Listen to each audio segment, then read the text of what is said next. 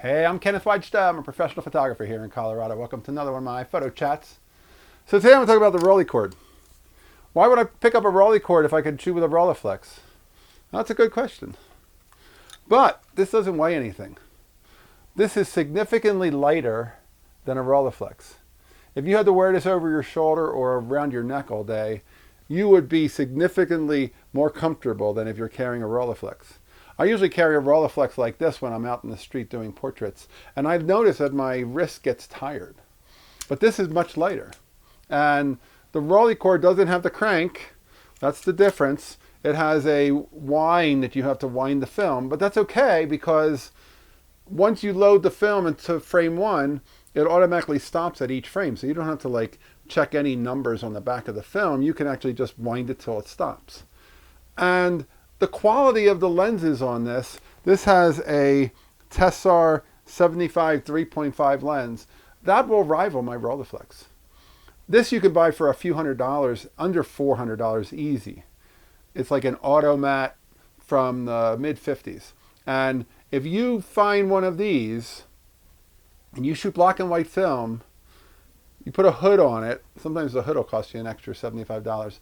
If you find one of these and you shoot it with black and white film, you will get as sharp of a picture as my Rolleiflex. And I've often said, if you want to buy the best Leica you can buy a Rolleiflex, buy a Rolleicord, because the negative is bigger, the lenses are incredibly sharp, and you get so much more for your money buying a Rolleiflex or a Rolleicord because of that big negative. And it's not, you'll spend $3,000 for a body and a lens for an old Leica M3, M4 with a Summicron.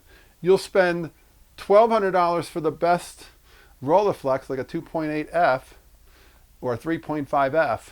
But these you can buy for a few $100s.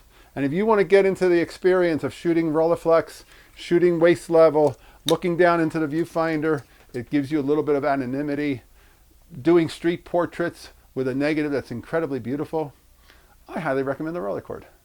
And I'm going to go shoot this some days when I just want to put a camera in my bag, but I don't want it to weigh down my bag and be a real heavy thing in my bag. I want it to be real simple. And the last thing about it is when you're shooting these, to use a Rolleicord, you pull the shutter one way to cock it, and then you push it the other way, and it shoots. So if you're wondering if you find a Rolleicord, where's the shutter release and where's the shutter cock, it's right there. And so it's all in one. You pull it one way to set it, and you push it the other way to shoot it. This doesn't have any double exposure prevention like a Rolleiflex, so you can just shoot the same frame over and over if you wanted to.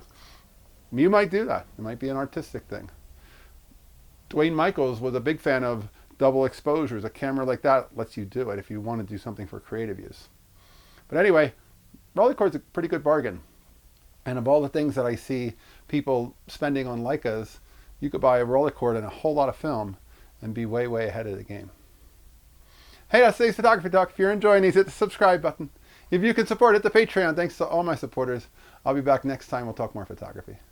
As always, here's the good light.